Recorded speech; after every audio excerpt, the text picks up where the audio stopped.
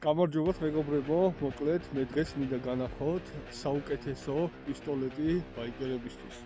და რატომ არის ეს პისტოლეტი საუკეთესო ბაიკერებისთვის, ამასაც აგიხსნით. ეს არის Sig Saueris P365. არის ძალიან კომპაქტური იარაღი და მასში ეტევა 10 ტყვია. ესეთი კომპაქტური იარაღისთვის 10 ტყვია არის ძალიან ბევრი, თან 9 მმ. იგივე ტყვია, რომელზეც მუშაობს Beretta, Glock და ასე შემდეგ წამყვანი ფირმის იარაღები და ამ კალიბრს აქტიურად გამოიყენებენ პოლიციელები და სამხედროები. რა თქმა უნდა, მე ეს იარაღი მაქვს ტარების უფლებით და ვიყენებ Hollow Point-ის ტყვიებს, რომელიც მოხვედრის შემთხვევაში იშლება და ზრდის ზიანს.